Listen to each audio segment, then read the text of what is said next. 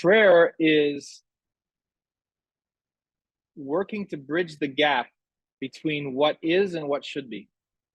So prayer is a process of calling on God Almighty to draw down divine compassion.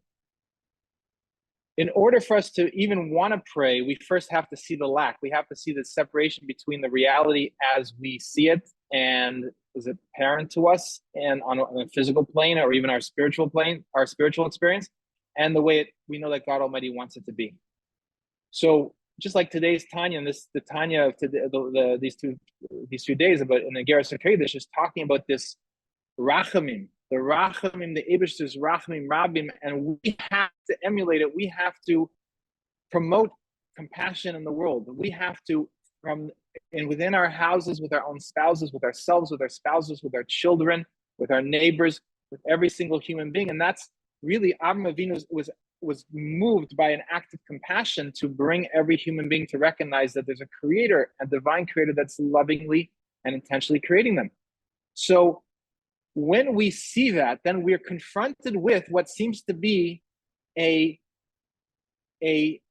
unbridgeable gap between the way it is right now and the way it's supposed to be. So we're a small number. We've got 8 billion that need to be understand this. We have 8 billion when we should have 80 billion. We have in our budgets 1,000 times less than what we think we need, and so on and forth. Everywhere we turn, we have health issues, which are a reflection of our spiritual disconnect. So we could see in real physical, tangible ways the spiritual disconnects that we're experiencing based on our, shalom bias problems, our disconnect with our kids, our physical. So now we have to step up to the plate. If we say, okay, whatever, we don't get along with him, whatever,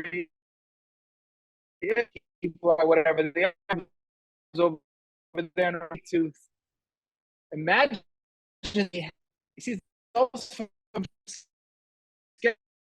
isn't enough Arab and remote. You think all think in a limited way. If we realize the compassion, I may be able to help the person who's suffering under and is facing execution if he dare think an independent thought. I don't have a car to go there right now, and I don't know even how to get there. But let me at least pray to God Almighty. God Almighty, rescue your people. What does it say in the Son of Takef? The Eibishter is lovingly, everyone is passing before him like a shepherd. That's every human being, including the guy in Ramallah, and the guy in Jerusalem, and the guy who's sitting in whatever office in Eretz Yisrael doing, unfortunately, things that he shouldn't do that are harming the Jewish people. So every one of those people is we need to daven for them. And we see Avraham Avinu did this. See, one of the things that we have to, I say this, I'm going to say now one of them, and I'll just say two other things that I think we have to stay away from. But in conjunction with this, we have to stay from this myth.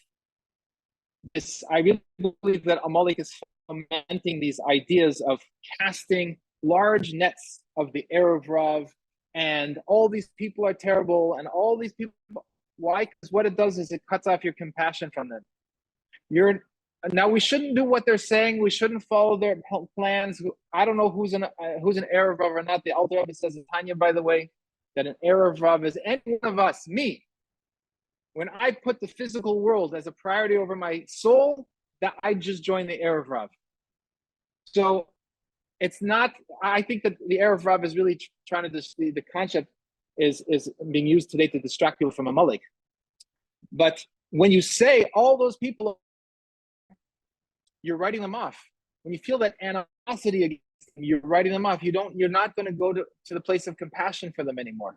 So that's why we need Rosh Hashanah. Rosh Hashanah is, my goodness, God Almighty, He's created every one of these human beings right now intentionally. Saving the world starts with me being able to have time and compassion for my wife and for my kids. On this front of just getting swept up in distractions, like I think the era of in the general hostility, anytime we're told to be hostile against people, is taking us off track. I'll just give you two other examples over here of things that I think we have to be very careful about. So there's a famous defector, Soviet defector, Yuri Bezmenov, and he's made the rounds today because of his videos talking about subversion and how so much has been done to subvert the United States of America, a 1984 interview and other things he wrote. And when you watch him, it's very convincing that he's a legitimate defector. In fact, everything he's saying seems true, and we could see the end result of it.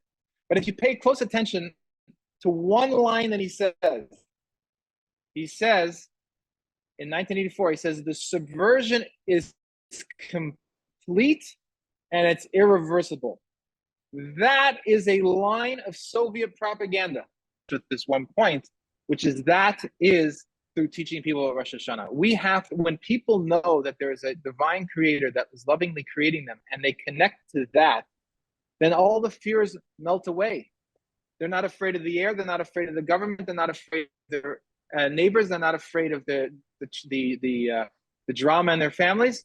They go to the menuchas nefesh, the tranquility of the soul, and it's only from when a person is in a state of tranquility, of no fear, that he has the ability to act effectively.